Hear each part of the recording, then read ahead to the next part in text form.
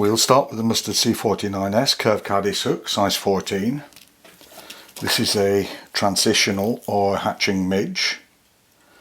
So we will need a light cream or light yellow tying thread, and just break that off underneath the thorax because we want to keep the body nice and slender. So spin your tying thread anti-clockwise so you get a flat profile, and we'll go down to about there. Then we need some, this is a Barry UV enhancer pearl. We only need one strand, and we just tack that in with 2 or 3 turns like so. You see there's 3 strands in actually each single strand. Fold it over, and then we'll go back down the hook bend,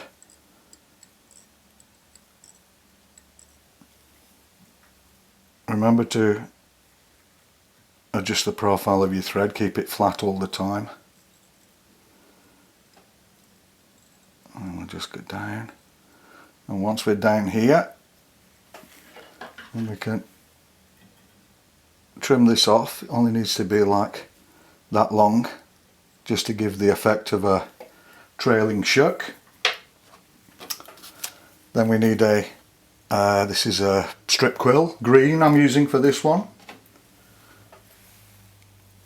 I'm going to take a quill, and this is a little different technique for doing a quill body.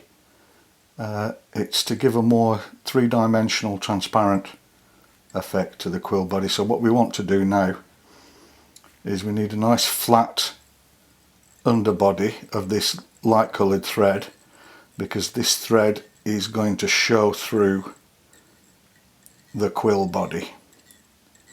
So we go up to about that. We can break that off because we only need a short body here with a larger thorax to give the impression that the midge is in transition. So I'll just spin that up again. There we are. Okay. And go up, tiny little taper, and then we can go forward like so. Attach our hackle plier, and then I'll make a few wraps here because it's going to unwind. Now what we want to do is, not like a traditional quill body, I want to leave a little gap in between each turn so the tying thread underneath shows through. Hope you can see that. This will give it this three-dimensional effect.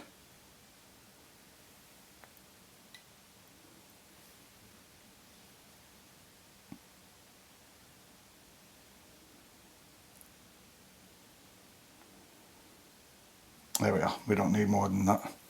So I take my tying thread now and reverse wind until I come back into the quill. Swap them over, tie the quill off,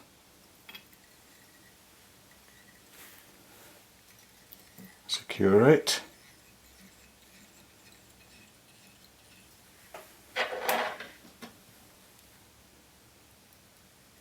remove the surplus. Then we need a little drop of UV resin, and I hope you can see that kind of transparent, more three-dimensional effect that you get with that, like you can see through the body. It just gives that.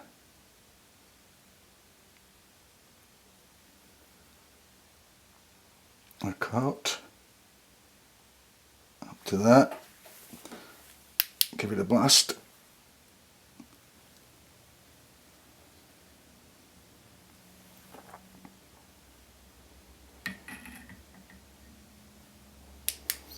Good.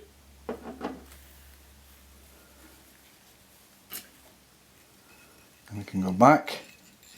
Don't worry about building up the thorax here because this is going to be covered.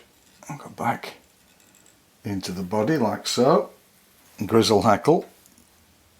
And we need to strip off a good length here if you want to position the hackle correctly.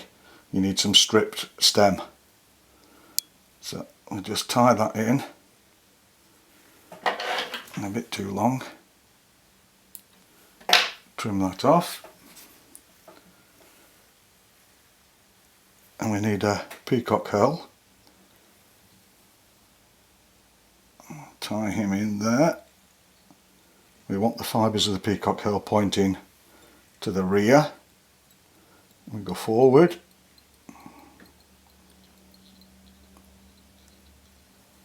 Like so, and we'll make another 1, 2, 3, 4, 5, 6, 7, 8, 9, about 10 turns because I'm going to use the rotary on my vise to wrap the peacock herl. So once behind the hackle, and then we'll go in front, and we'll work our way forward, keeping all the herl nice.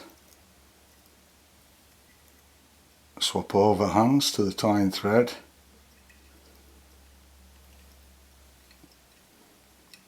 Tie off the herl.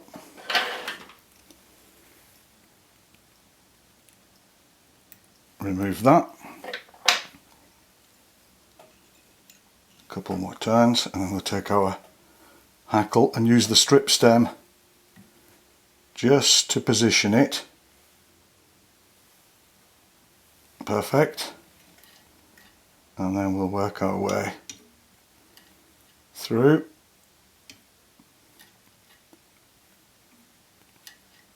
And forward.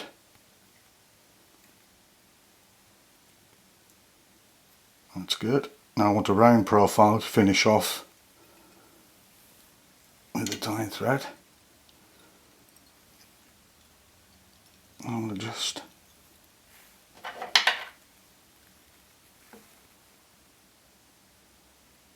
remove the surplus hackle.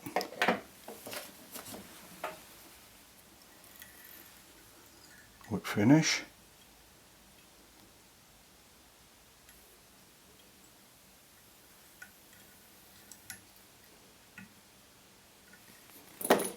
I can remove tying thread. Now you can keep it like this and fish it like this, but what I like to do is trim off